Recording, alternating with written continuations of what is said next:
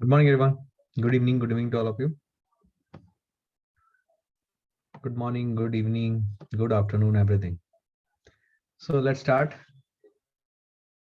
So आपको याद होगा लास्ट क्लास में हम लोग कंटिन्यू कर रहे थे, फ्रिक्शन के बारे में हमने बात की थी। हमने सिंगल ब्लॉक का बहुत सारा एनालिसिस किया था, राइट? तो आज हम उसी चीज को आगे लेके चलते हैं। So we are having few things that we need to understand, जो कि डेफिनेशन बेस्ड चीजें हैं।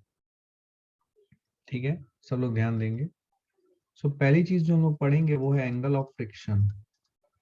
ये मैंने आपको डिटेल में आपके पास अगर नोट्स है तो आपने ये नोट्स को भी आप अपने रेफर कर सकते हैं, ओपन रख सकते हैं while we are discussing this angle of friction. तो एंगल ऑफ फ्रिक्शन क्या होता है? So angle of friction is basically, इसका अगर मैं डेफिनेशन लिखूं तो it is the angle between,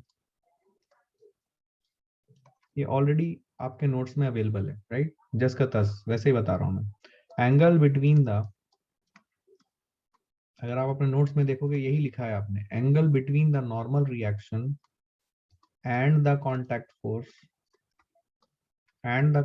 force is known as angle of friction, is known as angle of friction। ये एंगल ऑफ फ्रिक्शन है, ठीक है? Angle between the normal reaction and the contact force is known as angle of friction. ये आपका angle of friction होता है, ठीक है? So normal reaction and the contact force, ठीक है? अभी देखो ध्यान से, अब कांटेक्ट फोर्स कब आता है सीन में? हम लोगों ने ये देखा था कि सपोज हमने एक ऑब्जेक्ट को रख दिया है फ्लैट सरफेस पे, तो इस केस में जो कांटेक्ट फोर्स है वही नॉर्मल रिएक्शन है।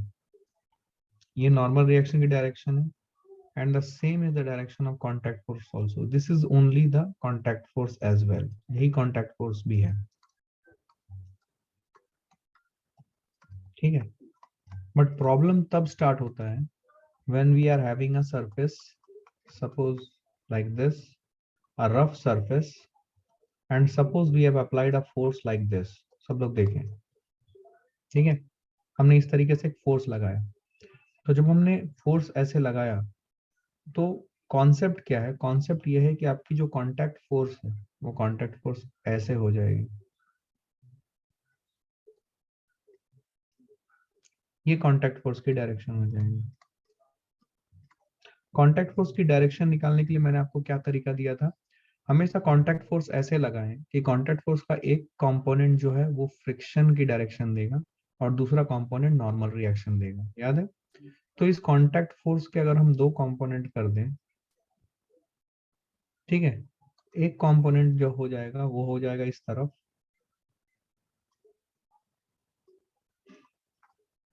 वो है फ्रिक्शन, ठीक है? और दूसरा कंपोनेंट जो है विच is the vertical direction, this is the normal reaction. इसको एन बोल रहा हूं मैं, नॉर्मल, ठीक है? सो कांटेक्ट फोर्स के दो कंपोनेंट आए, एक फ्रिक्शन एक normal reaction.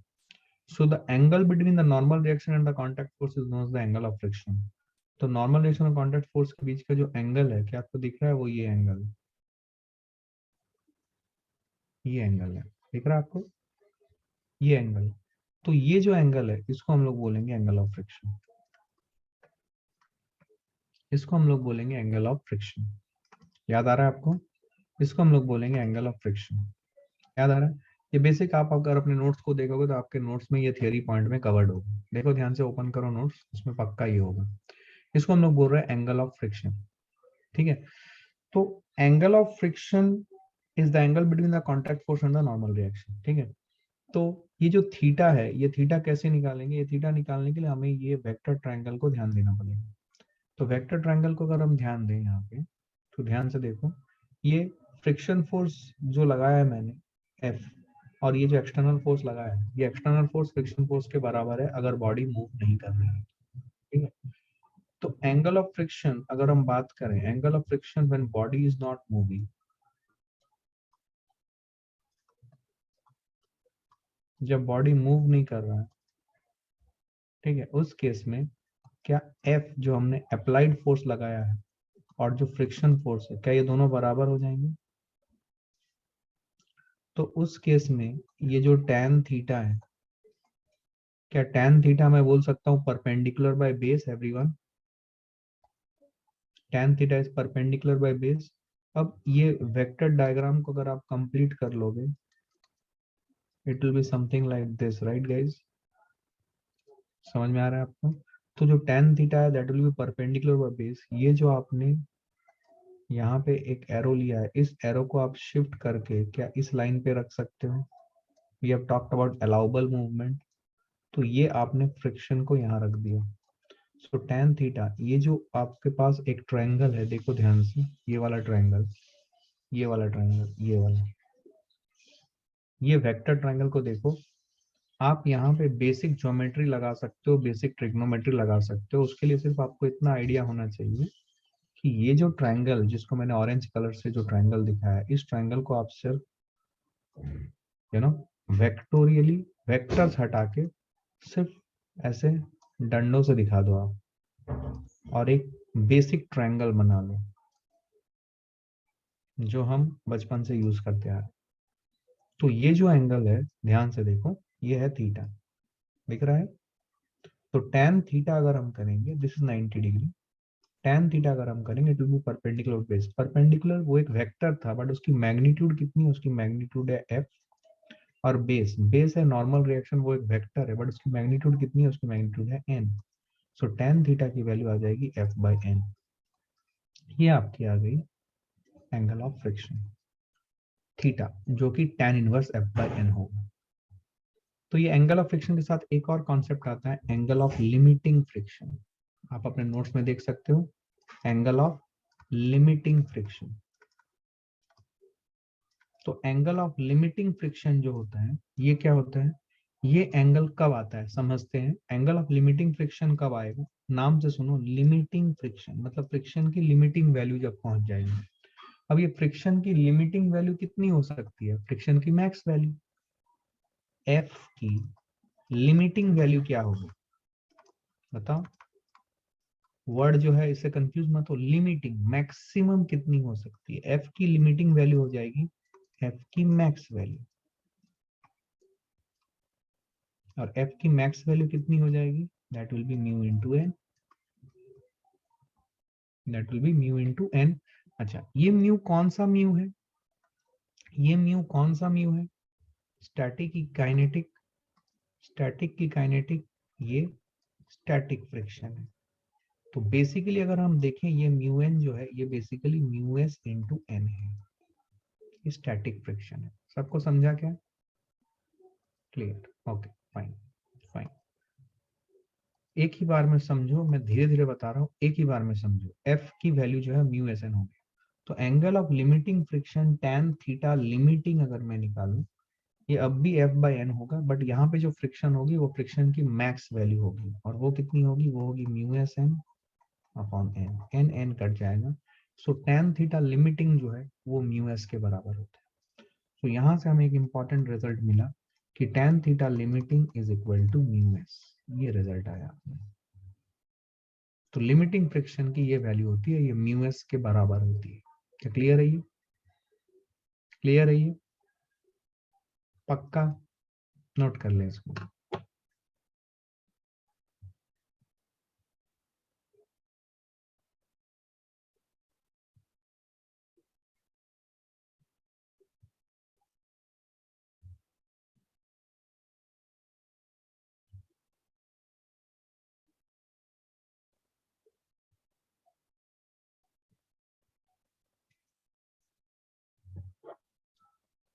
Okay, angle of friction के बाद अगर आपने ये चीज समझा, तो एंगल ऑफ फ्रिक्शन के बाद हम एक और चीज समझते थे जिसको हम लोग बोलते हैं एंगल ऑफ रिपोज। अगेन ये मेरे रिकॉर्डिंग्स में अच्छे से अवेलेबल है, ठीक है? मैं जस्ट इसको थोड़ा सा आपको आइडिया इसलिए दे रहा हूँ ताकि मैं इसके बाद न्यूमेरिकल्स में जा सकूं, थोड़ा सा आपको याद दिला रहा हूँ, ठीक है? एंगल ऑफ रिपोज, तो एंगल ऑफ रिपोज का क्या फंडा था? एंगल ऑफ रिपोज का ये फंडा था कि सपोज हमारे पास एक फ्लैट सरफेस है, मान लो इसमें कुछ फ्रिक्शन है, इसके ऊपर हमने एक ब्लॉक रखा हुआ है, ठीक है? अगर हम इस फ्लैट सरफेस को टिल्ट करें, एंगल बढ़ाएं इस फ्लैट सरफेस को, तो हमें दिखेगा कि एक पर्टिकुलर एंगल पे ये ब्लॉक जो है ये block just start sliding, block just start sliding एक पर्टिकुलर एंगल, तो जिस एंगल पे ब्लॉक जस्ट स्टार्ट स्लाइडिंग वो थीटा जो है वो एंगल ऑफ रिपोज कहलाता है। वो थीटा जो है वो एंगल ऑफ रिपोज कहलाता है। ठीक है, तो जिस एंगल पे आपकी ब्लॉक जस्ट स्लाइड करना स्टार्ट करे वो एंगल ऑफ रिपोज कहलाती है। क्या समझे आप? लॉजिकली सोचो, आपने एक फ्लैट सरफेस रखा हुआ है ऐसा, ठीक है, इसके ऊपर आपने एक ब्लॉक रखा हुआ है।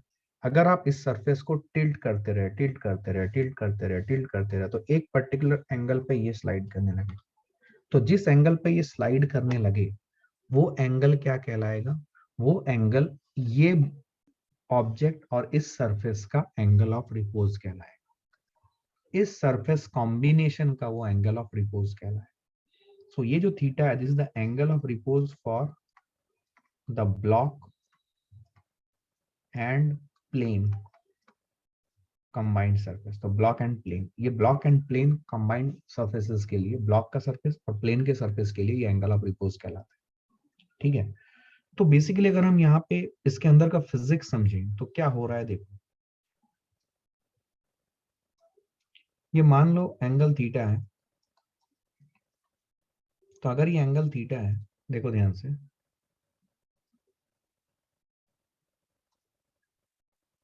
ठीक है, इसका जो वेट है वो एक्ट करेगा नीचे mg, सबको समझा, mg, और यहाँ पे आ रहा है नॉर्मल रिएक्शन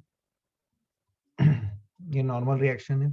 ठीक है, अब देखो इस mg के दो कंपोनेंट कर रहे हैं, इस mg के दो कंपोनेंट कर रहे हैं, एक कंपोनेंट हो रहा है इस तरफ, दूसरा कंपोनेंट हो रहा है इस तरफ। ध्यान से देखना, ये जो कंपोनेंट है ये कंपोनेंट है mg cos थीटा, एवरीवन सबको दिख रहा है? ये कंपोनेंट आ रहा है mg sin थीटा। क्या आपको कंपोनेंट करना समझ में आया? अच्छा, यहाँ पे हमने एक्सेस सिस्टम कौन सा लिया है? क्या सब लोग समझ पा रहे हो? यहाँ पे हमने पैरेलल परपेंडिकुलर एक्सेस सिस्टम लिया है। क्या क्लियर है ये सबको? पैरेलल परपेंडिकुलर एक्सेस सिस्टम लिया है। तो mg cos थीटा और mg sin थीटा ये दो फोर्सेस आए, क्या दिख रहा है आपको? दिख रहा है? अच्छा, अब सवाल ये है कि अगर इस एंगल पे ये जस्ट स्लाइड करना स्टार्ट किया है तो क्या हम ये बोलेंगे कि mg sin theta, mg sin theta ये किसके बराबर हो गया? mg sin theta will be just sliding है, तो mg sin theta will be greater then maximum value of friction force.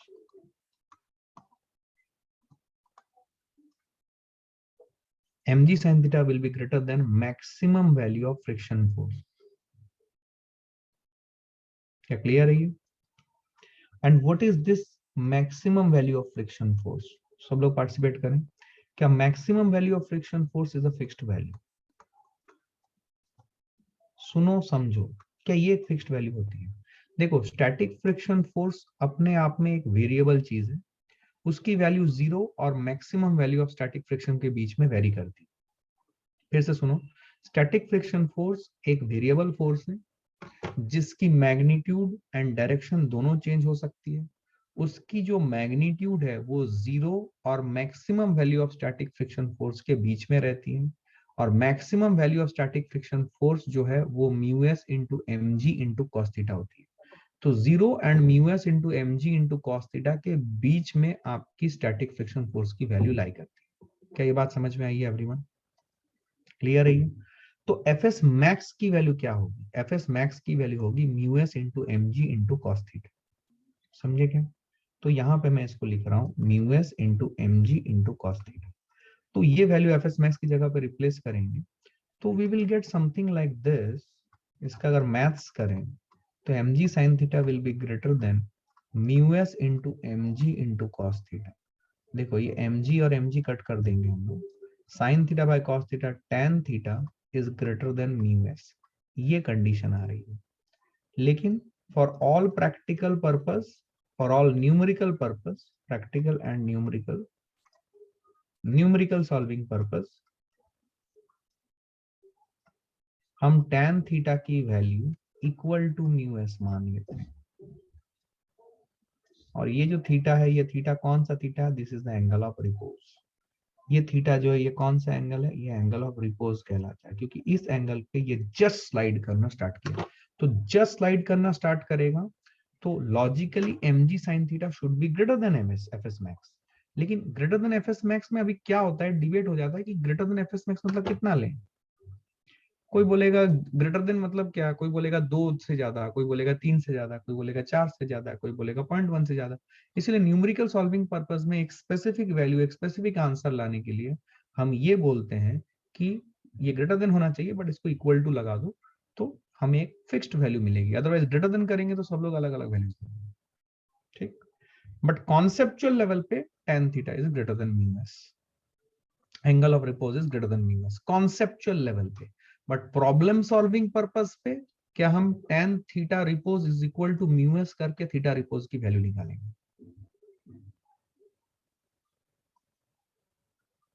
अच्छा, अभी अभी ये बोला जा रहा है कि अगर सुनो, एंगल ऑफ रिपोज, सबसे पहले एंगल ऑफ रिपोज किसके लिए डिफाइन होती है? Just sliding. जस्ट स्लाइडिंग मतलब अभी तक जस्ट स्लाइडिंग मतलब मैकेनिकल वेल जस्ट टूटा है, तो उसमें हम म्यू एस ही लेते हैं, म्यू के नहीं लेते, ठीक है। इसके बाद वाले स्टेज में म्यू क्या आता है? तो इसकी डेफिनेशन ही है कि हम एफ एस मैक्स की मैक्सिमम वैल्यू के बराबर एम जी साइन थीटा को कर देंगे, ठीक है, ठीक है। यही यही लिया जाता है, ठीक है ना, यही लिया जाता है। तो उसमें कंफ्यूज ना होए कि सर उसमें तो म्यू के आ रहा है, डू नॉट डू दैट। ये डिफाइन ही किया गया है कि एफ एस जो जो M G sine theta that should be greater than F S max, और F S max is mu S M G cos theta. So tan theta should be greater than mu S, right. इसका definition ही वही है, M G sine theta is greater than F S max, ठीक है। समझे क्या? Just start sliding मतलब इसकी एक्सेलरेशन कितनी है? देखो कुछ बेसिक बेसिक बात। जस्ट स्टार्ट स्लाइडिंग मतलब इसकी एक्सेलरेशन कितनी है? कितनी है इसकी एक्सेलरेशन? सोच के बताओ। 0। सो देखो, तुम खुद समझोगे, तो तुमने अगर इसकी एक्सेलरेशन को 0 माना है तो इसका मतलब ये है कि इसकी एक्सेलरेशन नहीं है, मतलब एम जी साइन थीटा मतलब ये अभी चल नहीं रहा है। चल नहीं रहा तो तुम स्टैटिक फ्रिक्शन फोर्स ही लोगे ना। एक्सेलरेशन 0 नहीं है मतलब क्या? रिलेटिव एक्सेलरेशन नहीं है। एक्सेलरेशन 0 है मतलब क्या? रेस्ट में। एक्सेलरेशन नहीं है, एक्सेलरेशन 0 है मतलब क्या? रेस्ट में है। रेस्ट में है तो कौन सा फ्रिक्शन मानोगे? स्टैटिक फ्रिक्शन में। इसलिए स्टैटिक फ्रिक्शन की मैक्सिमम वैल्यू से लेकर चलते हैं, इसलिए इसकी डेफिनेशन ऐसे बनाएंगे। क्लियर है ये? ठीक। तो ये है एंगल ऑफ रिपोज। अब अगर आप अपने नोट्स में देखोगे तो इस एंगल ऑफ रिपोज के मैंने बहुत अच्छे अच्छे एग्जांपल दिए हैं, समझाए हैं। सैंड ड्यून्स, राइट, या मंडी में जो आप गेहूं रखते हो वो इस टाइप के ड्यून्स बनाते हैं, उनकी जो एक एंगल होती है वो एंगल डिसाइड होती है एंगल ऑफ रिपोज से।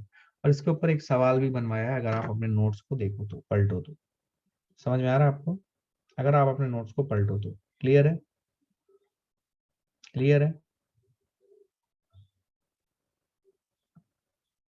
दिखा आपको? क्या आप अपने नोट्स को पलट पाए? सी this is the effective way of revising. अपने नोट्स को ओपन रखो और नोट्स को साथ साथ पलटते रहो।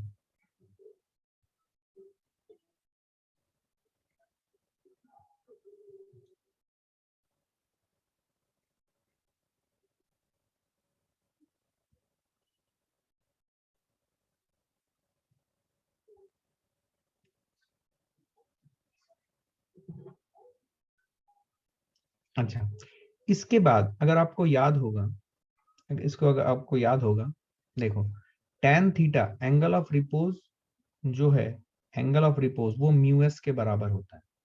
तो इसका मतलब ये हुआ, देखो कुछ बेसिक बेसिक एग्जांपल समझते हैं, ठीक है। सपोज हमारे पास एक इंक्लाइन प्लेन है, इसकी एंगल है 30 डिग्री, ठीक है, इसकी एंगल है 30 डिग्री। तो इसका एंगल ऑफ रिपोज क्या होगा? इसका एंगल ऑफ रिपोज होगा tan of angle of repose is equal to mu S. Mu S मतलब मान लो मैंने यहाँ पे एक ब्लॉक रखा है और इसका जो कोफिशिएंट ऑफ स्टैटिक फ्रिक्शन है ये दो सरफेसेस के लिए, लेट अस से ये है 0.3, लेट अस से, तो इसका एंगल ऑफ रिपोज कितना होगा? इसका एंगल ऑफ रिपोज होगा tan theta angle of repose is equal to 0.3। ठीक, तो angle of repose is 0.3, tan theta angle of repose is 0.3। अब बताओ tan theta angle of repose अगर 0.3 है तो एंगल ऑफ रिपोज कितना आएगा? Angle of repose is tan inverse of 0.3। Logically समझते हैं। अब 0.3, अब हम थोड़ा सा ट्रिग्नोमेट्री का टेबल की तरफ देखते हैं, वैल्यूज की तरफ देखते हैं, थोड़ा सा समझते हैं। ये क्लास में मैंने डिटेल में करवाया है हुआ है और इसी तरीके से मैंने समझाया है। फिर से मैं इसके ऊपर थोड़ा सा आ रहा हूँ क्योंकि ये बेसिक मैथ्स है और आप लोग मैथ्स में बहुत स्ट्रांग हो। सो थीटा की वैल्यू 0, 30, 37, 45, 53, 90, ये वैल्यूज हैं, राइट। आइए tan 0 0 होता है, tan 30 की वैल्यू कितनी होती है? 1/√3। कोई देखेगा 1/√3 की वैल्यू कितनी होती है? आई थिंक 0.59 होता है। देखो तो, चेक करो तो।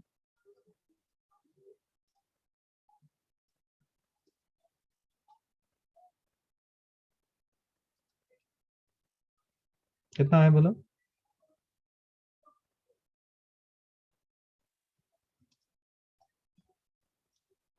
क्या सही है? 0.59 के आसपास आ रहा है, राइट। 0.57, okay taken 0.57। चलो मैं 57 कर देता हूँ, मुझे 59 याद था, मैंने कुछ गड़बड़ किया होगा। 57, okay fine. 0.577, okay taken taken taken taken. Now now now feel it, now feel it.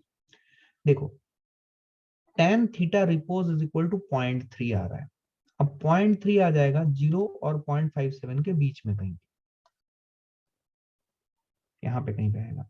तो ये अगर 0 और 0.57 के बीच में आ रहा है, मतलब ये जो थीटा आएगा, ये थीटा जो है ये 0 और 30 डिग्री के बीच में आएगा, मतलब 30 डिग्री से कम होगा। कुछ भी हो, 30 डिग्री से कम होगा। मतलब जो आपका एंगल ऑफ रिपोज है वो कितनी है? वो 30 डिग्री से कम है। और आपकी इंक्लाइंड प्लेन जो है, क्या वो 30 डिग्री पे है? क्या आप ये समझ पाए? Basic maths. ऐसे मेरी तरफ मत देखो, सोचो। मैंने ये टेबल बनाया हुआ है। 0, ये 0.30 डिग्री, tan 30 डिग्री पे 0.57 आता है। आपको दिख रहा है कि ये जो वैल्यू है tan theta of repose that is equal to 0.3। तो 0.3 क्या 0 और 0.57 के बीच में आएगा? मतलब वो क्या 0 और 30 डिग्री के बीच में है? बीच में मतलब सेंटर पॉइंट एग्जैक्टली कहीं पे आएगा 0 30 के बीच में। मान लो 20 डिग्री आए, 25 डिग्री आए, 15 डिग्री आए, what ever, but less than 30 degree होगा। इसका मतलब मेरा जो एंगल ऑफ रिपोज है, फील कर, क्या एंगल ऑफ रिपोज 30 डिग्री से कम है? और मेरा जो इंक्लाइन प्लेन का एंगल है, क्या वो 30 डिग्री? क्या एंगल ऑफ रिपोज 30 डिग्री से कम है और क्या इंक्लाइन प्लेन का एंगल 30 डिग्री है? बोलो, इसका मतलब क्या होगा? इसका मतलब बॉडी स्लाइड करेगा या नहीं करेगा, बताओ। क्या जो एंगल है क्या वो एंगल ऑफ रिपोज से ज्यादा है? मैंने आपको क्या सिखाया था, सुनो। मैंने आपको सिखाया था कि एक ब्लॉक है, ब्लॉक को यहाँ पे रख दिया, अगर इस इंक्लाइन प्लेन को टिल्ट करें तो एक पर्टिकुलर एंगल पे ये स्लाइड करने लगे, एक पर्टिकुलर एंगल पे ये स्लाइड करने लगेगा। क्लियर है ये? तो एक पर्टिकुलर एंगल पे अगर ये स्लाइड करने लगे, ठीक है, एक पर्टिकुलर एंगल पे अगर ये स्लाइड करने लगे, सुने ध्यान से, तो जिस एंगल पे ये स्लाइड करेगा वो एंगल ऑफ रिपोज कहलाएगा। तो इसका एंगल ऑफ रिपोज जो आ रहा है वो आ रहा है कितना? 15 डिग्री। मतलब 15 डिग्री पर ही ये 15 या 17 डिग्री, कोई बोल रहा है 17 डिग्री आ रहा है, ठीक है, 17 डिग्री पे ये स्लाइड करना चाहिए। 17 डिग्री कैसे आया सर? ये उसने लॉजिकल टेबल वेबल गूगल से करके मारा है, ठीक है ना।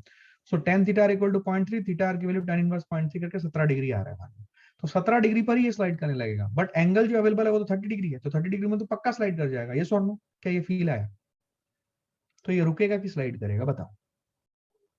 ये स्लाइड करेगा, ये नहीं रुकेगा। यस और no? It will slide. It will slide मतलब अब सवाल क्या आएगा? अब स्लाइड हो रहा तो इसका एक्सेलरेशन पूछेगा, इसके ऊपर काइनेटिक फ्रिक्शन फोर्स पूछेगा, and all those things will be asked. क्या क्लियर है ये फंडा? क्लियर है? क्लियर है? पक्का? समझा कि नहीं समझा? समझा ये अच्छे से? अब अगर ये समझा है, एक छोटे से सवाल का जवाब दो।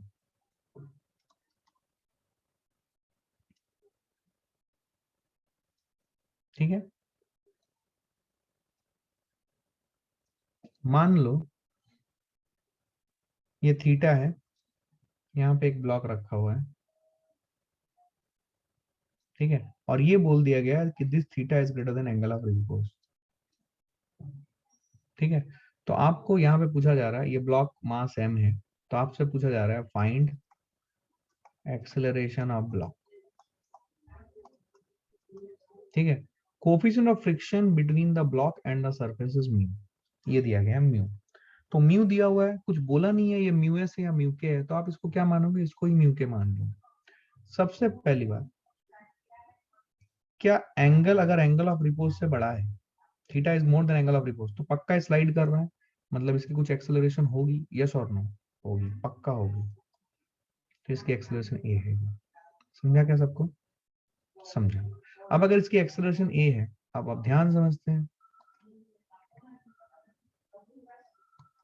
फ्री बॉडी डायग्राम बनाते हैं, ये mg है, ये नॉर्मल रिएक्शन है,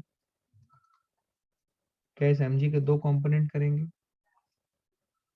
एनालिसिस देखिए, क्या ये mg sin थीटा, खुद से अपने कॉपी में कीजिए, ऐसे देखते मत रहिए।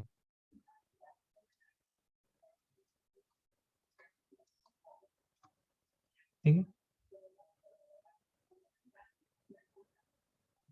ठीक है, this is mg sin theta and this is mg cos theta.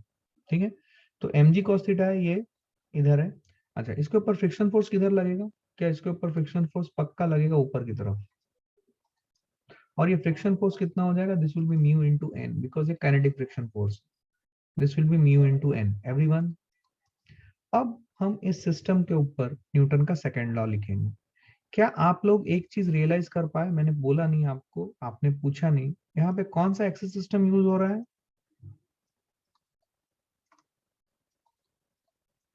Parallel perpendicular. क्यों यूज हो रहा है वो, क्यों यूज हो रहा है, व्हाई दिस, न्यूटन लॉ से फ्लो कर रहा है कॉन्सेप्ट, व्हाई दिस, आपको बताया गया है कौन सा एक्सेस सिस्टम चूज करना है, राइट। क्या सब लोग इस बात का जवाब दे सकते हो, less forces to be resolve, फिर से गलती कर रहे हो चैतन्य, फिर से मिनिमम फोर्सेस टू रिजॉल्व जो बोल रहा है मैं उसको रोकना चाहता हूँ, आप ऐसा बिल्कुल ना बोले, मिनिमम फोर्सेस टू रिजॉल्व। अब अगर आप फोर्सेस बोल के याद रखोगे तो आप गलती करने के चांसेस आपके ज्यादा हैं, आपको बोलना चाहिए मिनिमम वेक्टर्स टू रिजॉल्व। क्या मेरी बात समझ में आ रही है, क्लियर है। फोर्सेस बोलना बंद कर दो, क्योंकि अदरवाइज क्या होता है, फोर्स को ही रिजॉल्व करते हो, एक्सेलरेशन को रिजॉल्व नहीं करते हो। ये बताया गया है, तुम लोग को कोई बात तुम्हारे दिमाग में रहती क्यों नहीं है, कितना लोड लेके घूम रहे हो अपने सर पे। अगर सर पे लोड है, फिजिक्स कभी नहीं होगा। Physics you will be able to do when you are able to apply your mind. अगर दिमाग में लोड भरा हुआ है तो पहले उसको निकालो, दिमाग चलना चाहिए तभी फिजिक्स बनेगा, दिमाग बंद हो तो बायोलॉजी पढ़ो। समझ में आ रही है मेरी बात, और जब दिमाग चले तभी फिजिक्स करना, क्योंकि दिमाग बंद होके फिजिक्स नहीं कर सकते तुम। समझ में आ रही है बात, सब लोग जाग जाओ। फाइंड एक्सेलरेशन ऑफ ब्लॉक, तो एक्सेलरेशन ऑफ ब्लॉक निकालना है, क्या करूं बोलो, mg cos theta minus mu n is it equal to m into A. कौन सा फोर्स सपोर्ट कर रहा है एक्सेलरेशन को, mg cos थीटा, कौन अपोज कर रहा है, म्यू n। क्या इक्वेशन समझ में आ गया, इसको मैंने लिखा है mg cos theta minus mu n, n की वैल्यू क्या है, क्या ये ma है everyone, m m m cut गया, तो एक्सेलरेशन की वैल्यू क्या है, cos theta minus mu sin theta. यहाँ पे एक चीज ध्यान से देखो, अगर ये रिलेशनशिप जो है, इससे क्या समझा आपने, अगर म्यू बढ़ेगा, if you increase mu then acceleration will reduce, and if we decrease mu then acceleration will increase। मतलब अगर म्यू छोटा है तो एक्सेलरेशन बड़ा होगा, और अगर म्यू बड़ा है तो एक्सेलरेशन छोटा होगा। क्या ये रिलेशनशिप समझा आपने, मैंने क्लास में भी इसको इसी तरीके से पढ़ाया था, याद है आपको, याद है आपको। तो इससे अपने को ये समझ में आया कि अगर अगर theta more than angle of repose है, बहुत इफेक्टिव चीज है, सुने सर, कंपोनेंट्स गलत लिए हैं, हाँ कंपोनेंट मैंने गलत लिए हैं, इधर mg sin थीटा आएगा। Good, thank you for correcting the mistake, very good, very good. चलो कोई तो जाग रहा है। ये आ जाएगा mg sin थीटा, ये आ जाएगा mg cos थीटा, राइट। तो ये आ जाएगा mg sin theta minus mu N.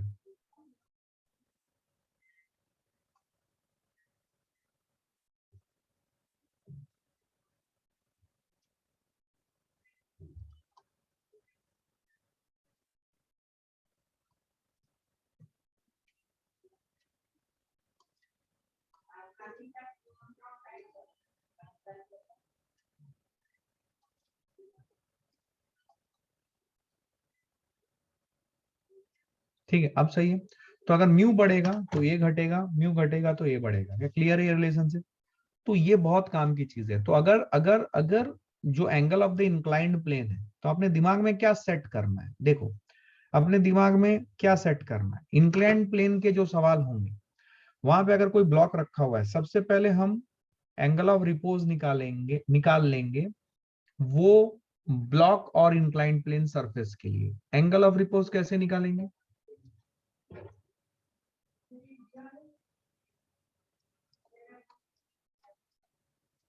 What is the thought process? Thought process है, सपोज हमारे पास इंक्लाइंड प्लेन, तो इंक्लाइंड प्लेन पे कोई ना कोई ऑब्जेक्ट रहेगा। तो ये ऑब्जेक्ट और inclined plane combination of surfaces के लिए आपकी कुछ वैल्यू म्यू एस म्यू के डिफाइन होगी। सबसे पहले आप एंगल ऑफ रिपोज निकाल लें which is equal to mu S. इससे आपको एंगल ऑफ रिपोज मिल जाएगी, right. This is the first step. क्या ये फर्स्ट स्टेप है एंगल ऑफ रिपोज निकालना?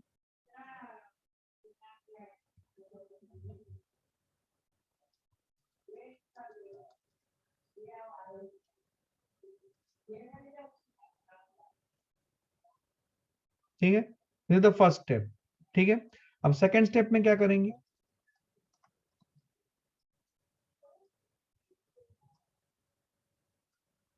Compare theta and theta R. ठीक है, इसमें दो रिजल्ट आएंगे। If theta is greater than theta r, then body will slide. If theta is less than theta r, body will not slide. Body will not slide मतलब body will be at rest on the inclined plane. क्या ये बात समझ में आई? This is second step. ठीक है, अगर यहाँ पे theta compare theta theta R में अगर आपका ये रिजल्ट आया, if this is what is your result is body slide, तो आप थर्ड स्टेप में जाओगे। क्या आपको अपने दिमाग में ये स्टेप बनता हुआ दिख रहा है, लॉजिक स्ट्रक्चर? क्या आपके दिमाग में फ्लो चार्ट क्लियर है? तो आप थर्ड स्टेप में जाओगे and you will find out what acceleration. और एक्सेलरेशन निकालने के लिए क्या आप एनएलएम का इक्वेशन लगाओगे, Newton's law of motion, second law. तो ये लॉजिक स्ट्रक्चर आपके दिमाग में एकदम क्लियर होना चाहिए। कुछ भी रटने की जरूरत नहीं है। रटने का मैंने एलिमिनेट कर दिया पूरा प्रोसेस। अब मुझे बताओ, एकदम एकदम मान लो कि जो कुछ नहीं आता है और मैंने ये लॉजिक तुमको दिया है, क्या तुमको समझा है? ये लॉजिक समझा है तो तुम इंक्लाइन प्लेन पे कभी भी अगर सिंगल ब्लॉक रखा हो, तुमको कोई लाइफ में प्रॉब्लम नहीं है, तुम आराम से सॉल्व कर सकते हो। यहाँ पे एक चीज काम आती है, ये जो कंपेयर करना होता है थीटा एंड थीटा, ये कंपैरिजन के लिए ये जो चार्ट मैंने बनवाई है आपको, ये चार्ट बहुत यूजफुल होती है। तो ये कंपैरिजन के लिए ये जो tan थीटा और थीटा की चार्ट की जो वैल्यूज है, ये याद होना चाहिए। ये चार्ट याद होना चाहिए।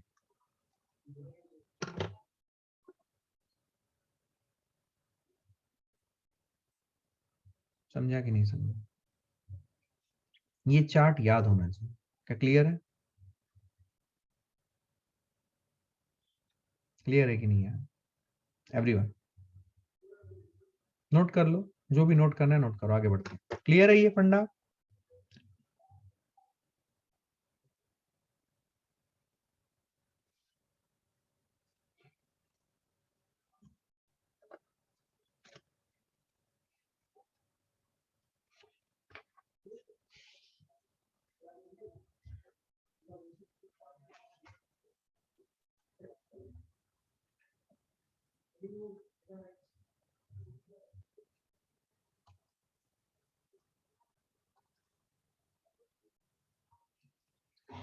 समझा क्या ये आपको? ठीक है, अब देखो इसमें ये डिस्कशन करने के बाद मैंने कुछ वैरायटी ऑफ क्वेश्चंस लिए थे। मैं अभी आपको कुछ क्वेश्चंस दे रहा हूं। देखो, सपोज मैं यहाँ पे एक ब्लॉक ले रहा हूं 10 kg का, ठीक है। ये जो एंगल है, ये एंगल में ले रहा हूं 37 डिग्री, और यहाँ पे जो कोफिशिएंट ऑफ फ्रिक्शन है वो मैं ले रहा हूं 0.75 न्यू। क्या होगा इस ब्लॉक का? क्या होगा इस ब्लॉक का? थॉट प्रोसेस देखो, चलेगा या रुकेगा? Let's work together for it everyone. समझ में आ रहा? थॉट प्रोसेस एकदम क्लियर है? सबने लिख लिया था ये थॉट प्रोसेस? एवरीवन लिख लिया था? बढ़ू आगे, बढ़ू आगे। सबने लिखा है ये थॉट प्रोसेस? सबसे पहला काम क्या है बोलो? सबसे पहला काम है tan theta repose is equal to mu S को समझना, और इससे थीटा रिपोज की वैल्यू निकालना। ये निकालने के लिए क्या ये ट्रिग्नोमेट्रिक टेबल की जरूरत है फर्स्ट स्टेप में? हाँ कि ना? इनफैक्ट मैं यहाँ पे बोलना चाहूंगा कि ये बेसिकली ये फर्स्ट स्टेप में ही इसकी जरूरत पड़ेगी, इस टेबल की। सेकंड स्टेप में नहीं, फर्स्ट स्टेप में ही जरूरत पड़ेगी। यस और नो? मैं इसको थोड़ा सा मॉडिफाई कर रहा हूँ। फर्स्ट स्टेप में ही जरूरत पड़ेगी मुझे इस टेबल की। यस? सब लोग अभी क्विकली क्विकली खुद से बताओ, ये बेसिक मैथ्स आपको आनी चाहिए। कितना आ रहा है बताओ तो? ये वैल्यू आपने देखा, tan theta repose is equal to mu S which is equal to 0.75, right? Quickly ये टेबल देखो, आपको याद है 0.75 देखो 37 डिग्री पे आ रहा है, एग्जैक्टली 37 डिग्री पे, और ये 37 डिग्री है, तो इफेक्टिवली ये रेस्ट पे ही रहेगा। ठीक है, ये रेस्ट पे रहेगा। मैं थोड़ा सा इसको चेंज कर रहा हूं, ये वैल्यू में 30 डिग्री कर रहा हूं। अब बोलो क्या होगा? tan थीटा इक्वल टू 0.75 से मुझे एंगल ऑफ रिपोज कितना मिला? 37 डिग्री। और ये जो थीटा है, क्या ये थीटा है 30 डिग्री? इसका मतलब this theta is less than angle of repose. तो क्या होगा बोलो? Body will be at rest, right? Body will be at rest. अच्छा, अगर body will be at rest मतलब एक्सेलरेशन 0 है, तो अब तुमसे क्या पूछा जाएगा? सोचो, कोई बता सकता है मुझसे क्या पूछा जा सकता है? क्या अननोन है फिर यहाँ पे? एक अननोन है नॉर्मल रिएक्शन, दूसरा अननोन है फ्रिक्शन। करेक्ट। क्या यहाँ पे कोई मुझे बता सकता है कि फाइंड फ्रिक्शन? कितना फ्रिक्शन यहाँ पे लग रहा है? यहाँ पे एक कैच है, मैं कैच बताता हूँ। कैच क्या है? कैच मैं एक क्वेश्चन के फॉर्म में लिख रहा हूं। Do you think that friction in this case is mu s into n, which is 0.75 into normal reaction? ये सवाल है मेरा, इसका जवाब यस या नो हो सकता है। सिर्फ 2-3 लोग ही एक्टिव पार्टिसिपेंट्स हैं, बाकी सब लोगों का कोई रेस्पॉन्स नहीं है। The chart is in front of me, कोई रेस्पॉन्ड भी नहीं कर रहा है। तो कोई फायदा नहीं है, अगर रेस्पॉन्ड नहीं करना है तो मत आओ इस क्लास में, बिकॉज मैं एक लिमिट के बाद बोलना बंद कर दूंगा, बिकॉज आप सभी ग्रोन अप हो, आपको अच्छा नहीं लगेगा, ठीक है ना? तो यहाँ पे वही बच्चे आए जो पार्टिसिपेट करना चाहते हैं, जो सीखना चाहते हैं। जिनको सीखना नहीं है वो प्लीज ना आए, ठीक है? क्योंकि मुझे रेस्पॉन्स चाहिए, अदरवाइज कोई फायदा नहीं है मेरे को। मेरा 1.5 घंटे का बहुत महत्व है, ठीक है ना? मैं वेस्ट नहीं करना चाहता हूँ आपके ऊपर। अगर आपको पढ़ने का, सीखने का, कोई लॉजिकल थिंक करने का शौक नहीं है, तो आप बायोलॉजी जाके रटो भाई, है ना? रट रट के जिंदगी को बर्बाद करो, और उसके बाद जब करियर बनाने की बात आएगी तब आना मेरे पास और बताना कि करियर बना या डूबा। बिकॉज तुम रटते रहे जिंदगी भर, तो तुम्हारा करियर कितना अच्छा हुआ मुझे जरूर आके बताना, है ना? आज से 10 साल बाद भी मैं यहीं पे रहूंगा, अगर भगवान की दया रही सब कुछ, तो मैं यहीं पे पढ़ाता हुआ आपको मिलूंगा। यहाँ पे नहीं तो इंडिया में कहीं पे तो रहूंगा, मेरे को बताना जरूर कि सर आपने बोला था फिजिक्स करने के लिए, तो मेरा दिमाग डेवलप हुआ या मैं रटता रह गया और रट्टू तोता बन के मैंने पास तो कर ली मेडिकल, फिर वहां पे भी जाके मैं फंस गया, है ना। तो पार्टिसिपेट करें, नहीं पार्टिसिपेट करना है ना है क्लास में, ठीक है। सब लोग को इंस्ट्रक्शन क्लियर है, पार्टिसिपेट करें। तो मुझे बताएं, do you think that friction in this case is mu S M? Do you think?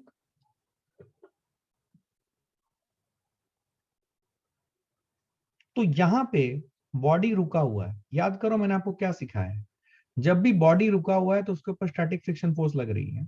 अब स्टैटिक फ्रिक्शन फोर्स जो लग रही है इसके ऊपर, वो स्टैटिक फ्रिक्शन फोर्स जब भी हमें निकालना पड़ता है कभी भी रेस्ट कंडीशन में, तो हमें दो value of static friction force हमेशा कंपेयर करना पड़ता है। क्या लास्ट क्लास में ये सिखाया गया था? ये सिखाया जा रहा है, रिवीजन में भी ये पॉइंट कवर्ड था। दो value of static friction force, क्या है वो दो values of static friction force? एक है maximum value of static friction force which is the limiting value, और दूसरा है required to stop it, available and max. Very good. तो what is required to stop it? बोलो। Required to stop it करने के लिए मुझे यहाँ पे फ्री बॉडी डायग्राम बनाना पड़ेगा, यस और नो? चलो बताओ। ये है 100 न्यूटन, इसका इधर वाला कंपोनेंट क्या होगा जी? सब लोग पार्टिसिपेट करें, सीख जाओगे, पार्टिसिपेट करो सीख जाओगे, ठीक है। तुम्हें आज समझ नहीं आएगा, थोड़ा और ग्रोन अप हो, मैच्योर्ड हो, तब समझ में आएगा तुमको मैं क्या बोलना चाहता था।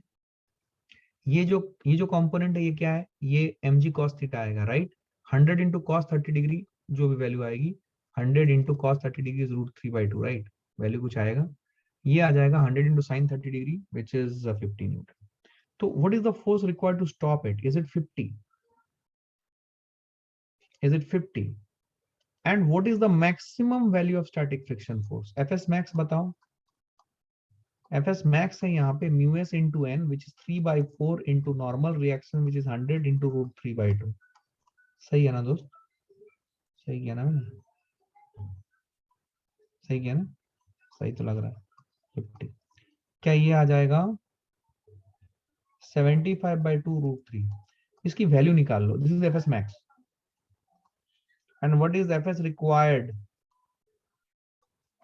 To stop it, to stop the block? Is it 50 newton? What is the F S required to stop the block? Is it 50 newton? अब 50 न्यूटन स्टॉप करने के लिए चाहिए और अवेलेबल है 75/2 √3, ठीक है। क्या मिल जाएगा इतना? मिल जाएगा इतना। तो friction force, static friction force इधर कितना लगेगा? It will be 50 Newton. It will be 50 Newton. समझा कि नहीं समझा? क्लियर है? समझा कि नहीं समझा? बोलो। क्लियर है? पक्का?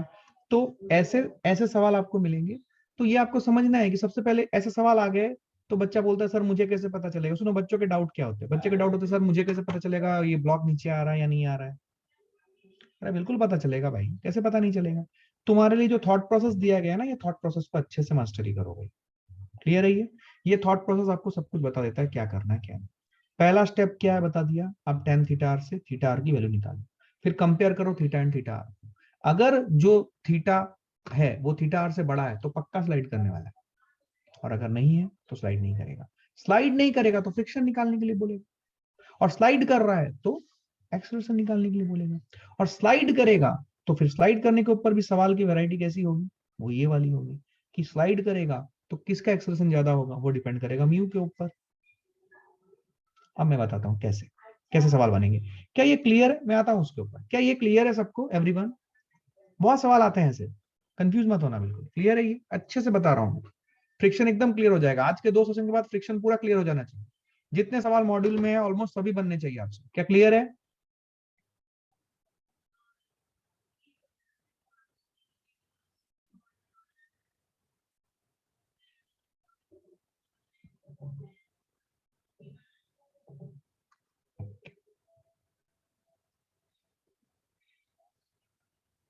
अब देखो एक सवाल मैं तुम्हारे लिए थोड़ा अच्छा, सपोज ऐसे दो ब्लॉक मैंने लिए, थोड़ा डेटा सोच समझ के दे रहा हूँ, ठीक है। ये एंगल 30 डिग्री है, ये ब्लॉक का कोफिशिएंट ऑफ फ्रिक्शन जो है, ये ब्लॉक का कोफिशिएंट ऑफ फ्रिक्शन है, मान लो मैं ये टेबल देखूंगा,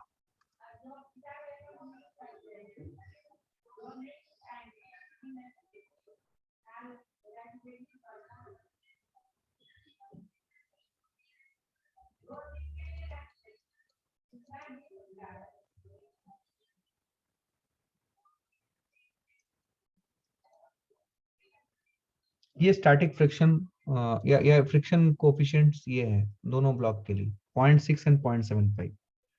ये ब्लॉक 10 केजी का है, ये ब्लॉक 5 केजी का है। आपको प्रेडिक्ट करना है कि क्या होने वाला है, सब कुछ बताना है और इसके ऊपर क्वेश्चन बनते हैं। Predict what will happen.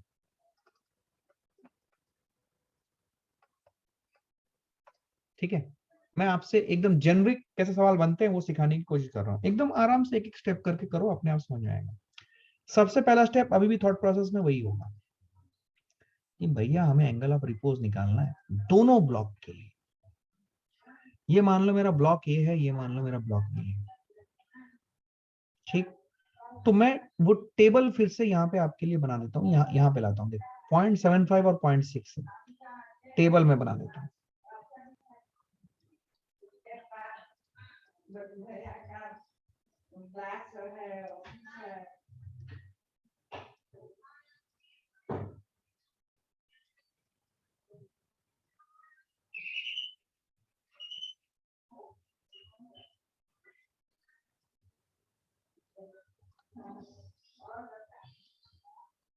ठीक है, ये 0 था, 30 डिग्री की वैल्यू 0.57 आ रही थी, आपने बोला 37 डिग्री की वैल्यू 3/4 0.75 आ रही थी, 45 डिग्री की वैल्यू 1 आ रही थी, 53 की वैल्यू, ये याद रहना चाहिए। इट इज 1.33, ये आएगा infinity, right. This is what is our understanding, right. Okay, अब देखो 10 केजी ब्लॉक और इंक्लाइंड प्लेन सरफेस को हम देख रहे हैं। 10 KG block and inclined plane, 10 KG plus plane, इसके लिए एंगल ऑफ रिपोज क्या होगा? tan theta r is equal to mu S 0.75। क्या इसके लिए एंगल ऑफ रिपोज है 37 degree. And 5 KG plus plane के लिए, इस कॉम्बिनेशन ऑफ सरफेस के लिए एंगल ऑफ रिपोज क्या है? ये एंगल ऑफ रिपोज है, इसके लिए एंगल ऑफ रिपोज है 0.6। 0.6 जो है, क्या ये 30 डिग्री से ज्यादा है? It is more then 30 degree. अब बताओ, अगर ये दोनों, तो क्या समझे आप इस एनालिसिस से? क्या समझे? क्या ये दोनों ब्लॉक स्लाइड करेंगे? 10 kg will not slide but 5 kg will try to slide। सोच समझ के बोल भाई, सोच समझ के बोल, हड़बड़ा मत, तेरे सामने है। 10 kg प्लस प्लेन के लिए एंगल ऑफ रिपोज है 37 डिग्री, ठीक है, और इसके लिए ग्रेटर देन 30 डिग्री। सोच समझ के बोल, क्या दोनों स्लाइड करेगा या कोई भी नहीं करेगा?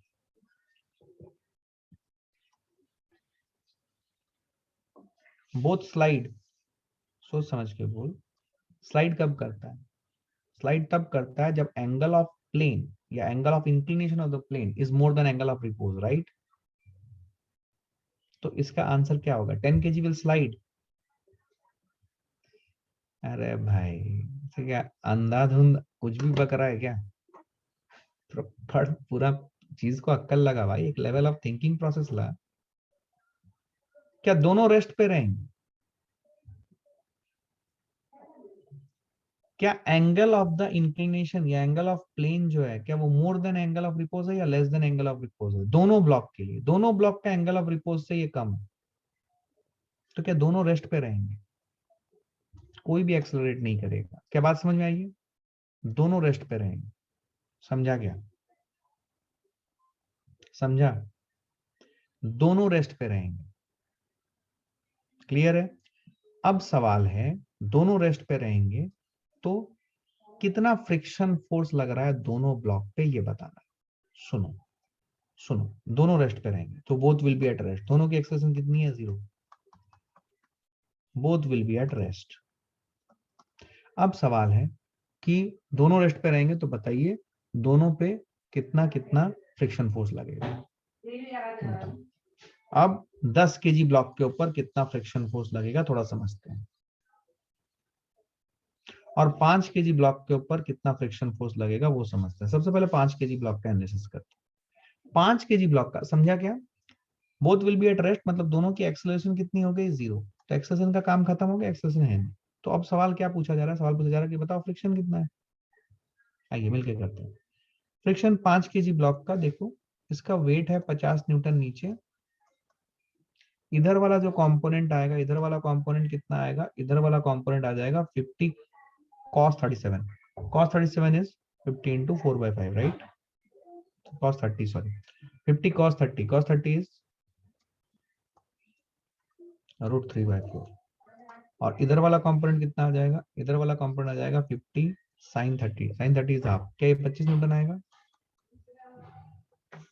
ठीक है। अच्छा, अब इस 5 केजी ब्लॉक का देखो ध्यान से। 5 केजी ब्लॉक में कितना फ्रिक्शन लग रहा है ये हमें चाहिए, ठीक है। अब बोलो एफ एस मैक्स कितना है 5 केजी ब्लॉक और इंक्लाइन प्लेन के लिए। क्या वो है mu S N. Mu S की वैल्यू कितनी है 0.6 और नॉर्मल रिएक्शन की वैल्यू कितनी है 50 into √3/4, ठीक है।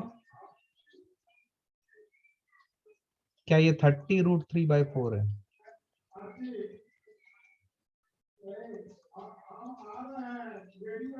7.5 √3, ठीक है। 7.5 √3, क्या क्लियर है। 7.5 √3 आ रहा है एफएस मैक्स। और कितना कितना यहाँ पे फोर्स चाहिए इसको रोकने के लिए, what is F S required to stop it 5 KG block के लिए। Is it 25 newton, is it 25 newton everyone. √3/2, √3/2, okay. तो 15 to 30/2, 15 √3। अब सही है, 15 √3 ये सही है। तो force required to stop it वो कितना होगा, okay correct. What is the force required to stop it, is it 25। अभी देखो 15 into √3 की वैल्यू निकाल लो, कितना आ रहा है बताओ। 15 into √3 की वैल्यू कितनी आ रही है, 1.732 करो। 15 into 1.732 करो, कितना आ रहा है बताओ जल्दी क्विकली।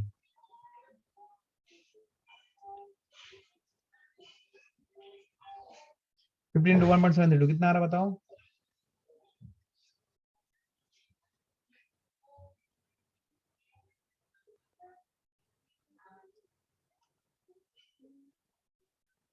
25.98 आ रहा है। मतलब ये वैल्यू आ रही है अप्रोक्सीमेटली 25.98, ये वैल्यू आ रही है which is more then 25, right. इसका मतलब ध्यान सुनो, इसका मतलब ये हुआ कि 5 केजी ब्लॉक को रोकने के लिए फ्रिक्शन फोर्स चाहिए 25 और अवेलेबल है 25.98। तो क्या फ्रिक्शन फोर्स 25 लगा देगा यहाँ पे, क्योंकि वो मैक्स से कम है तो वो लगा देगा यहाँ। यस, एक सेकेंड, वो 26-26 के उसमें डिबेट में मत पड़ो, अभी ध्यान दे। 25 है, 25 लगा दिया इसने, राइट। तो क्या तुम समझ रहे हो यहाँ पे, ये 5 केजी और 10 केजी ब्लॉक के साथ बीच में कोई नॉर्मल रिएक्शन नहीं रहेगा,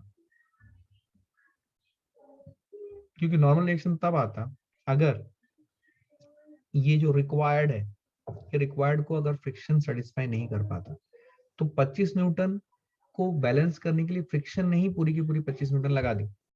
तो फिर अब ये दोनों ब्लॉक के बीच में 10 केजी और 5 केजी ब्लॉक के बीच में कोई कांटेक्ट रहेगा नहीं। दिखाया गया है कांटेक्ट रहते हुए, बट इन दोनों में कोई कांटेक्ट नहीं रहेगा, मतलब नॉर्मल रिएक्शन 0 होगा। क्या ये समझा तुमने, नॉर्मल रिएक्शन 0 होगा। यहाँ पे एक कॉन्सेप्ट काम आता है, मैं एक क्वेश्चन को ऐसे लिख रहा हूं, पहले कौन आता है।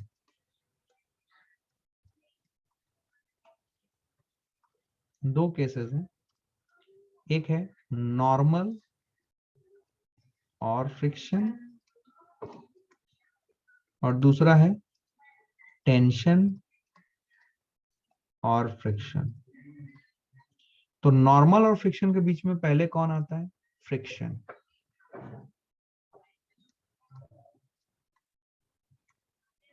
और टेंशन और फ्रिक्शन के बीच में भी पहले कौन आता है, फ्रिक्शन। पहले कौन आता है मतलब कि सबसे पहले हमें फ्रिक्शन का पेट भरना होगा। फ्रिक्शन का पेट भरने के बाद अगर कुछ बचा तो वो नॉर्मल रिएक्शन में जाएगा, अगर कुछ भी नहीं बचा तो नॉर्मल रिएक्शन नहीं होगा, आएगा ही नहीं। तो यहाँ पे देखो यहाँ पे देखो जो रिक्वायर्ड टू स्टॉप है वो है 25, मतलब फ्रिक्शन कितना चाहिए 25। तो पहले फ्रिक्शन का पेट भर दो 25, ठीक है, फ्रिक्शन का पेट भर दिया। अब जितना रिक्वायर्ड है उतना आपने उसका उसका जितना पेट भरने के कैपेसिटी वो आपने भर दिया, तो उसको कुछ और एक्स्ट्रा नहीं चाहिए। अगर 25 न्यूटन की जगह पे अगर आप मान लो इधर 23 लगाते, इस सिचुएशन को एनालाइज करो, मैं आपको एक सिचुएशन बताता हूं। मान लो ये 25 न्यूटन था और फ्रिक्शन जो है ये मान लो म्यूएसन लगाने के बाद 23 न्यूटन ही आ रही है, तो आपका पेट है कितना बड़ा है 25 न्यूटन, 23 न्यूटन ही अवेलेबल है फ्रिक्शन पर, फ्रिक्शन पर 23 न्यूटन लगा देगा, लेकिन आपका पेट भरने के लिए अभी नॉर्मल रिएक्शन भी आ जाएगा इधर 2 न्यूटन। समझा क्या क्लियर है? ये नॉर्मल रिएक्शन भी आ जाएगा, 2 न्यूटन नॉर्मल रिएक्शन आ जाएगा। क्या ये समझा? हमेशा देखो सबसे पहले फ्रिक्शन का पेट भर दो, फ्रिक्शन जितना लग सकता है लगा दो, फ्रिक्शन की मैक्सिमम वैल्यू, उसका पेट कितना है 26 न्यूटन, ठीक है, और चाहिए कितना 25, तो 25 मिल सकता है, भर दो उसको, 25 मिल गया तो कोई नॉर्मल रिएक्शन की जरूरत नहीं। क्लियर है ये? लेकिन अगर यू नो फ्रिक्शन लगाने के बाद भी अगर वो रेस्ट पे नहीं आ रहा है तो नॉर्मल रिएक्शन की जरूरत पड़ सकती है। क्लियर है ये फंडा? तो ये समझा।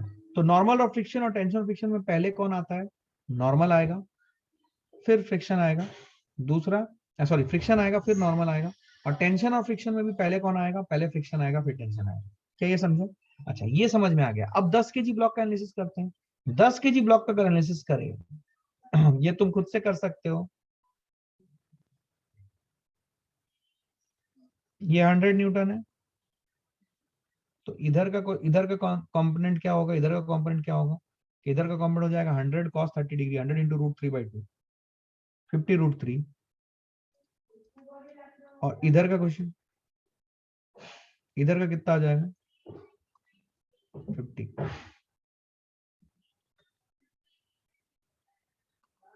ठीक है, इधर है 50। तो अब देखो ये 50 आ गया, ठीक है, अब देखो 50 है, अभी फ्रिक्शन फोर्स कितना लगेगा देख लेते हैं। एफ एस मैक्स कितना है? एफ एस मैक्स हो जाएगा 50 into root 3 into mu S which is 0.75, right, which is 3/4। इसकी वैल्यू कितनी आ रही है बताओ, एक बार कैलकुलेट करो सब लोग। And what is F S required to stop it? What is F S required to stop it? Is it 50 newton? ये वैल्यू कितनी आ रही है बोलो? 50 इंटू रूट 3 इंटू 0.75।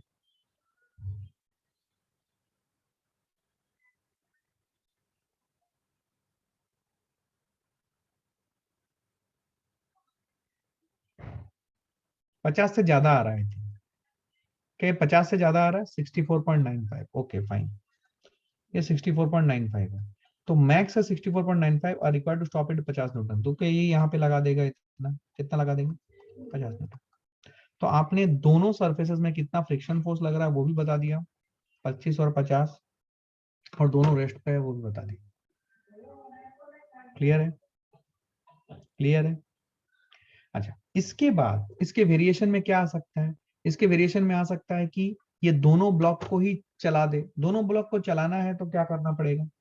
क्या ये जो एंगल है 30 डिग्री रखा है, सोचो, सोचो तुम खुद सोचो, तुम खुद सवाल बना पाओगे ये सबको समझा क्या? मैं 1 मिनट दे रहा हूँ, पॉज करो, अपने थॉट्स को थोड़ा सा एनालाइज करो, रुको, सोचो। क्लियर है? बढ़ू आगे? अच्छा अगर आप मेरे नोट्स देखोगे जब मैं ये पढ़ा रहा हूँ, उसके बाद आप मेरे नोट्स जाके देखोगे, तो मैंने ना बहुत अच्छे कैटेगरीज बना के आपको दिखाए थे। 2 ब्लॉक कांटेक्ट में है, 2 ब्लॉक के बीच में एक रस्सी है, ठीक है, 2-4 कैटेगरीज बनाए थे, 4 डिफरेंट कैटेगरीज बनाए थे मैंने, अगर आपको याद होगा। और theta greater than theta repose रखा था, और सबको स्लाइड करवा दिया था, और μ1 ग्रेटर देन μ2, μ1 लेस देन μ2, यही केसेस लिए थे हमने, याद है? ठीक है, समझा मैंने क्या बोला? नहीं समझा? ओके मैं बताता हूँ, एक सेकेंड होल्ड करना। क्या क्लियर है ये? ठीक है, ध्यान से देखो।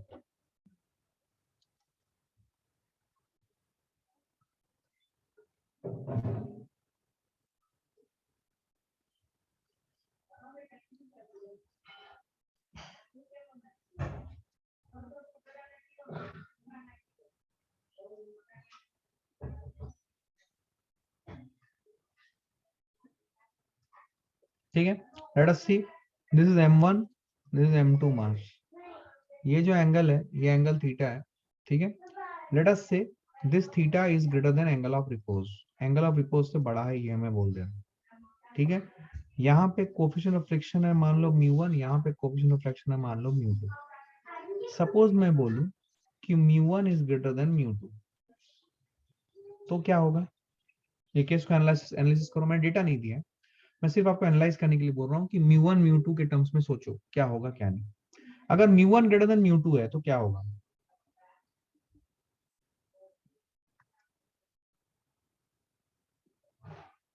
सोच के बोलो।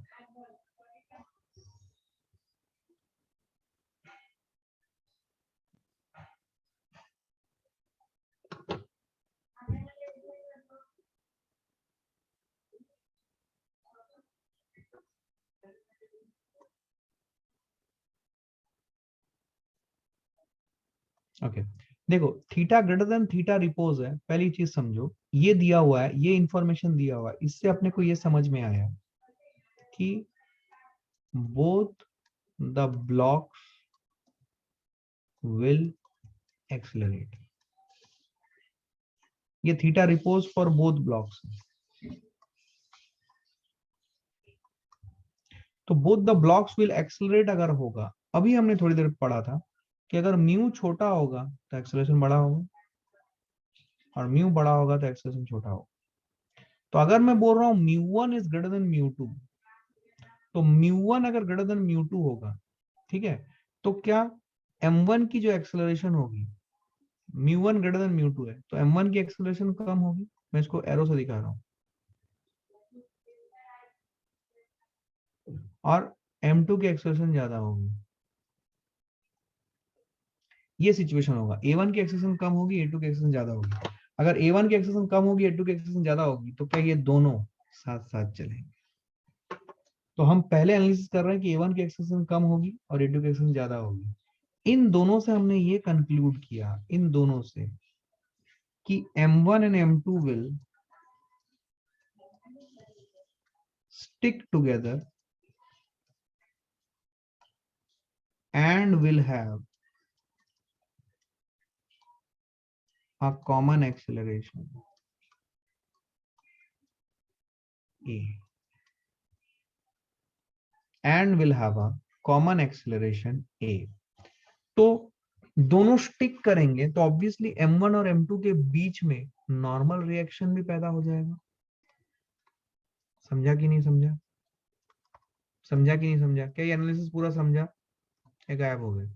मैं फिर से इसको रिपीट कर रहा हूँ, ध्यान से सुनना, फिर से मैं इसको रिपीट कर रहा हूँ। सबसे पहली बात, अगर मैंने theta greater than theta R for both blocks बोल दिया है, मतलब ये जो थीटा है ये angle of repose for both the block से ज्यादा है।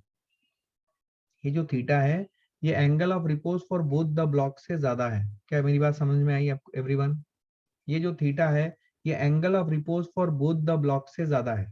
तो क्या ये दोनों ब्लॉक एक्सेलरेट करेंगे? पहली बात, क्या ये सबको समझा एवरीवन? एक्सेलरेट करेंगे।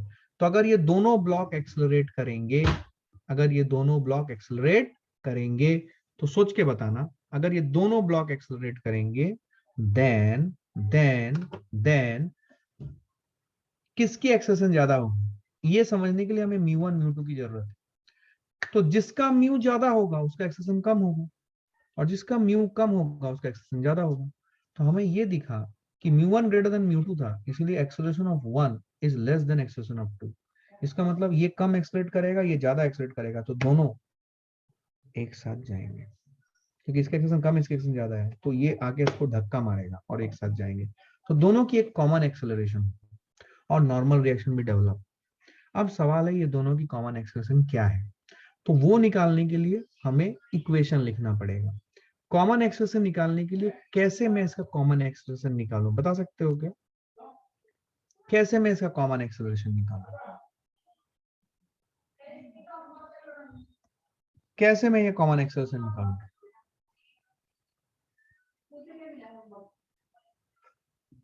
इस सिचुएशन में कॉमन एक्सेलरेशन कैसे निकालूं? Good, net force upon net mass. क्या करना चाहिए फिर?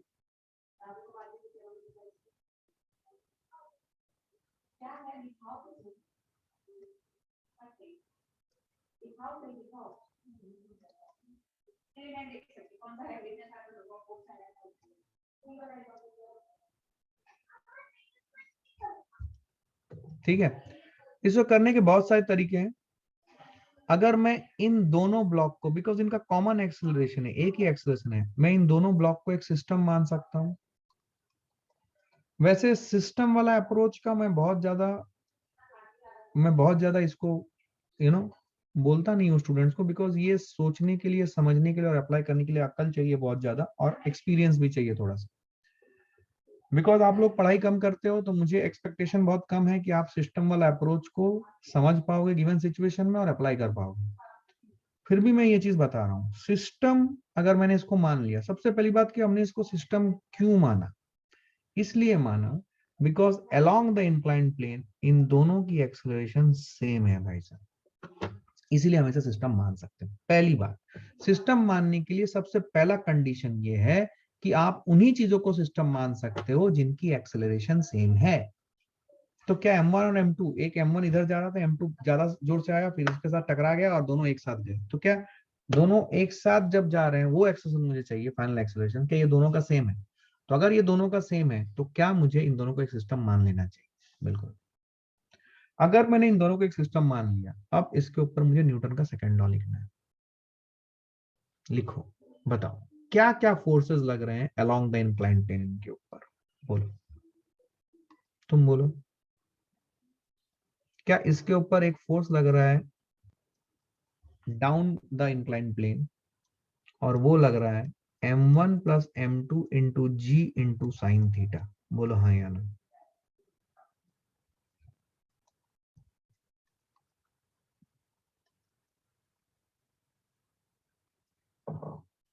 क्या ये लग रहा है? और इसके ऊपर फ्रिक्शन फोर्स किधर लग रहा है? काइनेटिक फ्रिक्शन फोर्स लग रहा है पीछे।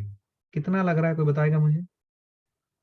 इनके कोफिशिएंट ऑफ फ्रिक्शन μ1 और μ2 है, याद रखना।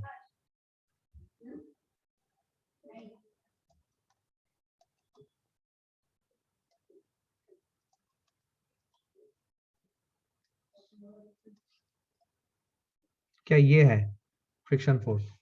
नेट फ्रिक्शन फोर्स M1 और M2 दोनों के ऊपर लग रहा है। क्लियर है? यही दो फोर्सेस हैं अलोंग द इंक्लाइंड प्लेन, इनके इफेक्ट में ये एक्सेलरेट कर रहा है एक्सेलरेशन ए से।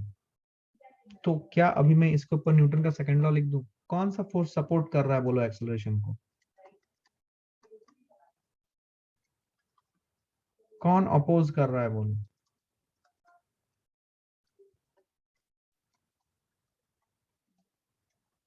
इज दिस इक्वल टू, तो तुम्हारी जो एक्सेलरेशन आएगी, क्या यहां से मुझे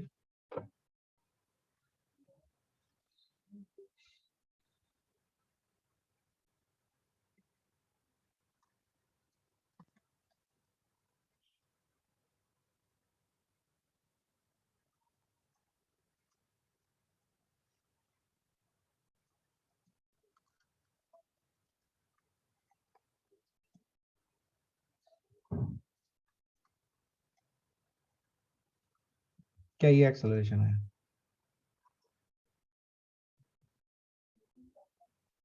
ओके, ये आंसर आया है, पहले तो चेक करो ये, ठीक है।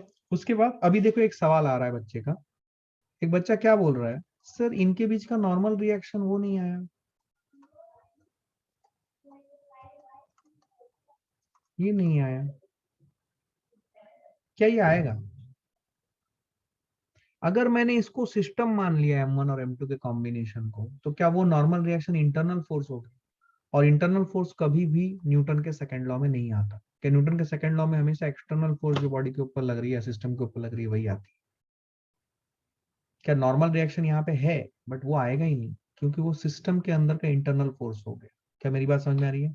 इसीलिए आपको जो फोर्सेस दिखाए गए हैं ब्लू में और ब्लैक में, वही कंसिडर करने हैं। क्या आपको समझा मैंने क्या बोला? डिड यू अंडरस्टैंड कि नॉर्मल रिएक्शन आएगा या नहीं आएगा? नहीं आएगा, because normal reaction internal force है। क्या मेरी बात समझ में आई है? कॉन्सेप्ट क्लियर रखो। So this is what is the acceleration of the system. क्या क्लियर है ये फंडा? ये एक्सेलरेशन ऑफ सिस्टम आ गया। अभी अगर नॉर्मल रिएक्शन निकालना है तो क्या करोगे? एनीवन? सपोज एक्सेलरेशन आ गया, अब पूछा किसी ने नॉर्मल रिएक्शन बताओ, तो क्या करोगे? क्या नॉर्मल रिएक्शन बताने के लिए मुझे M1 और M2 में से किसी भी एक बॉडी का सेपरेट एनालिसिस करना पड़ेगा with the acceleration A which we have found here। क्योंकि अगर हमने इनको सिस्टम में रखा तो हम कभी भी नॉर्मल रिएक्शन नहीं निकाल पाएंगे। तो क्या सेपरेटली अभी M1 की एनालिसिस करेंगे, और M1 की एनालिसिस जब करेंगे सेपरेटली, मान लो M1 M2 किसी को भी कर सकते हैं, फील करो, M1 की अगर एनालिसिस करें तो M1 के ऊपर एक फोर्स लगेगा इस तरफ which is equal to M1 G sin theta, feel करें। दूसरा फोर्स लगेगा इसके ऊपर इस तरफ, नॉर्मल रिएक्शन। तीसरा फोर्स लगेगा उसका इस तरफ which is frictional force which is μ1 into M1 G into cos theta. और इसकी एक्सेलरेशन जो होगी वो होगी A, और ये वो A है जो आप ऑलरेडी निकाल चुके हो। अब आप इसके ऊपर न्यूटन का सेकंड लॉ लगाओ।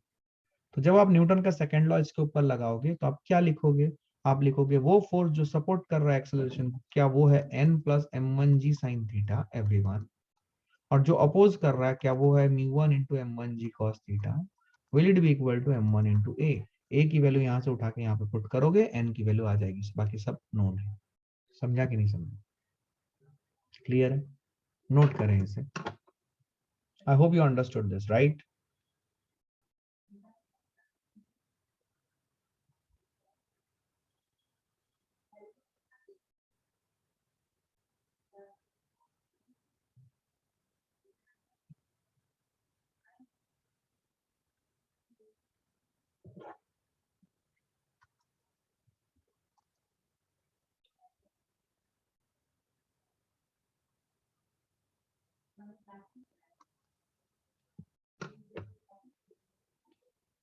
Okay, did you understand this? क्या ये समझा?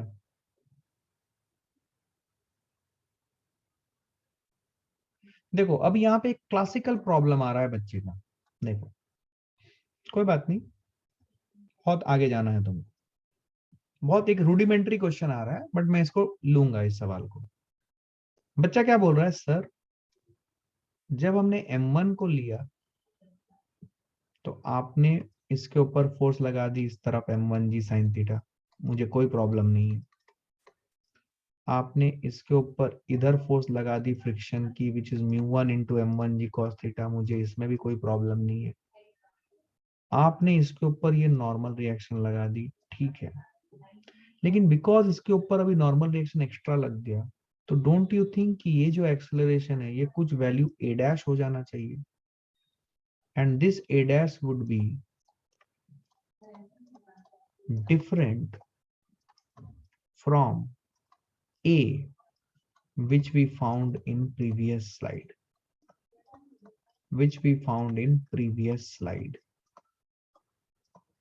मतलब यहाँ पे ये जो A निकाला था ना, ये बड़ा सा, इससे अलग होना चाहिए ना सर, क्योंकि नॉर्मल रिएक्शन लग गया अभी इसके ऊपर।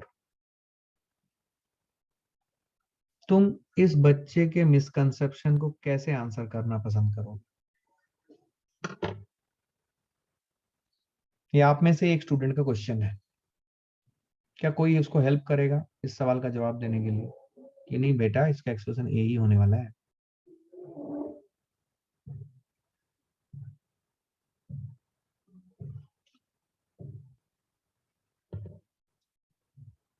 गुड, बोलो बोलो ऋतुजा। सर वो जो एक्सेलरेशन है कॉमन, वो मतलब दो बॉडीज कांटेक्ट में आने के बाद एक्सेलरेशन कॉमन हो गया, तो फिर नॉर्मल रिएक्शन भी तब आई जब दो बॉडीज कांटेक्ट में होगी, तो फिर वो सेम ही एक्सेलरेशन होगा ना, अगर नॉर्मल रिएक्शन हम कंसीडर कर रहे हैं तो सेम होगा या अलग होगा? सेम होगा एक्सेलरेशन, मतलब ये जो एक्सेलरेशन है ए वही लेना चाहिए ना यहाँ पे। यस सर, जो प्रीवियस कॉमन एक्सेलरेशन निकाला था वही लेना चाहिए, बिल्कुल सही।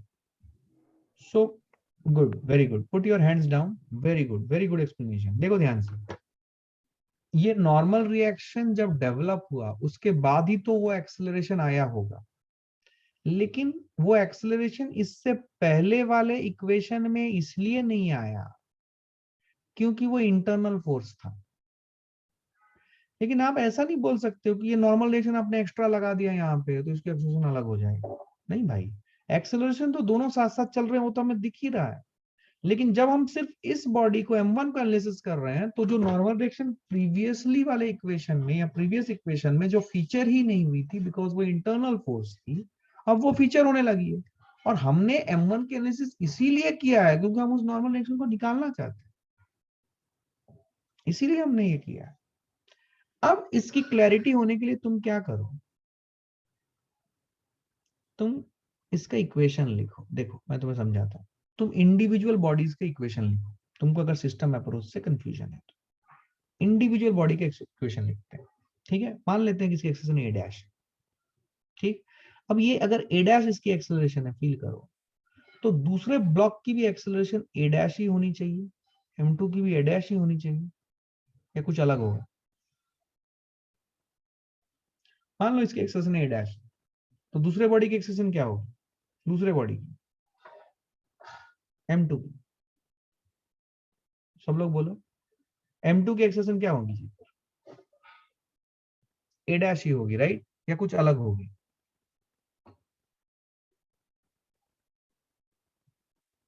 देखो एक बात तो तय है कि दोनों साथ साथ चल रहे हैं। अगर दोनों साथ साथ चल रहे हैं तो दोनों की एक्सेलरेशन सेम होनी चाहिए ना, from wedge constant, Newton laws of motion, wedge constant के हिसाब से दोनों की एक्सेलरेशन सेम होनी चाहिए ना। तो तुम पहले इसका इक्वेशन लिखो। इसका इक्वेशन लिखोगे तो कैसे आएगा? देखो, m1g sin थीटा सपोर्ट कर रहा है plus normal minus μ1 m1g cos theta is equal to m1 into A dash. अब मैं दूसरा ब्लॉक का इक्वेशन लिख रहा हूं, m2 का। m2 का इसके ऊपर नॉर्मल रिएक्शन लगेगा एक्शन रिएक्शन पेयर से इधर, दूसरा लगा इधर which is m2g sin theta, तीसरा इसके ऊपर फ्रिक्शन फोर्स लगा इधर which is μ2 into m2g cos theta. ठीक है, ये फोर्सेस लगे इसके ऊपर, और इसकी एक्सेलरेशन भी हमने मानी है ए डैश फ्रॉम वेज कांस्टेंट। इसका लिखेंगे, कौन सपोर्ट कर रहा है एक्सेलरेशन ए डैश को? कौन अपोज कर रहा है?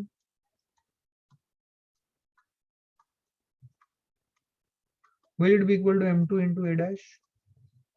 अभी अगर मैं इन दोनों इक्वेशन को ऐड कर दूं ना, देखो ये प्लस n और ये माइनस n कट जा रहा है, दिख रहा है आपको? ये आ गया m1 plus m2 into G sine theta minus μ1 m1g cos theta minus μ2 m2g cos theta is equal to m1 plus m2 into A dash. समझे क्या? हाँ सर समझा। अब अगर ए डैश तुम निकालोगे, क्या तुमको ये वैल्यू वही मिल रहा है?